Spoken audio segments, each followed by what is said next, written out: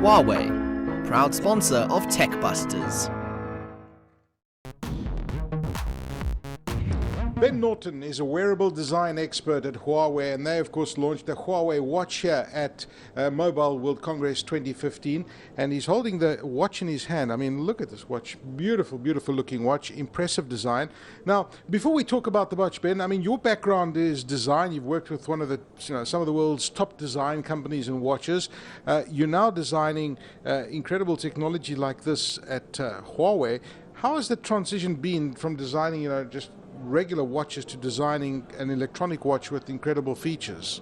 Well, as you said, I've spent 9 years working for the world's biggest fashion watch company, and designing watches from the low level up until the mid level. And I wanted to bring that experience and that knowledge to the smartwatch industry, because historically smartwatches have been quite technologically orientated. They kind of had that kind of geek factor to them, and with the upsurge in wearables, I thought it's very important. We believe it's very important that smartwatches become more fashionable and become more like traditional watches. So tell me about this new Huawei watch. What sets this apart from other wearable watches? What sets this apart from other wearable watches, it's most similar to a traditional watch. It's more similar to a traditional watch than other wearable watches. I can give you some reasons why. First of all, I just want to show you the case back here. It is actually made out of metal, whereas typically a lot of smart watches are made out of plastic. And it has other elements, such as the top ring and the crown, which are also traditional watch elements. And also, the sizing is 42 millimeters, which is a very typical size for a mid-level watch. Yeah. And the other good thing I want to mention about this watch is it's versatile, not only in its terms of style. You can wear it with a tuxedo, or you can wear it with a polo shirt, but it's also suitable for both a man and a woman. I want to tell you a little bit about the women's watch industry. There are two categories. One of them is like the petite sizes, the petite size watch categories, which is like 26 millimeters to 28 millimeters, and the other is like what we call the, in inverted commas, the boyfriend watch category. Like the big stuff that... Yeah, exactly, the big stuff, which is 38 millimeters to 42 millimeters.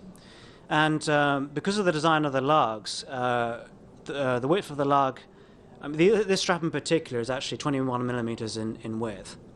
But if we were to use the inside part of the lugs here, it can be 18 millimeters, and that would be on the women's version.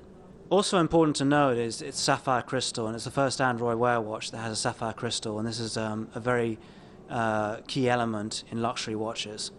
How difficult is it to incorporate the electronics inside here? I mean, what kind of electronics are we talking about here? I mean, it's obviously packed with sensors, but are there any differences between what's packed electronically in here compared to your competitors?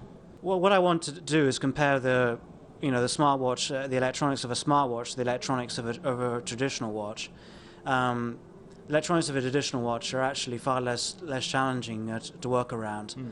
Well, these are far more, obviously with the smartwatch, the display part of the stacking has to be right up against the crystal. Yeah. So it's made it more challenging to add features like a top ring. But we feel that we've done this very successfully. We feel that we've created a beautiful top ring here.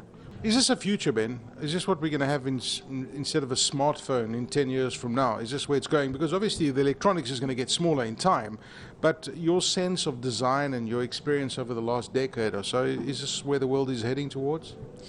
Wherever it will place a phone, time will tell. You'll definitely get more advanced, in terms of connectivity to your home, connectivity to your other devices such as your phone and your tablet and so on. Will it eventually be able to make coffee for you in the morning? Quite possibly, yes. I mean, I envisage a time where it'll be able to make coffee, open your curtains, open your garage door, and do all those other fun stuff. Well, that's where we'll leave Barcelona. Lots of tapas, great beer, the Ramblas, and the incredible architecture of Gaudi. But behind all of this, the Mobile World Congress has been absolutely fascinating. Wearable devices dominating, the latest handsets being launched, virtual reality is something of the future, and they're all talking 5G, next generation networks, super high-speed connectivity on these mobile devices, which have become the center of our world. And this is where the world is focused, and this is why mobile is a multi-trillion-dollar industry. Goodbye from Barcelona.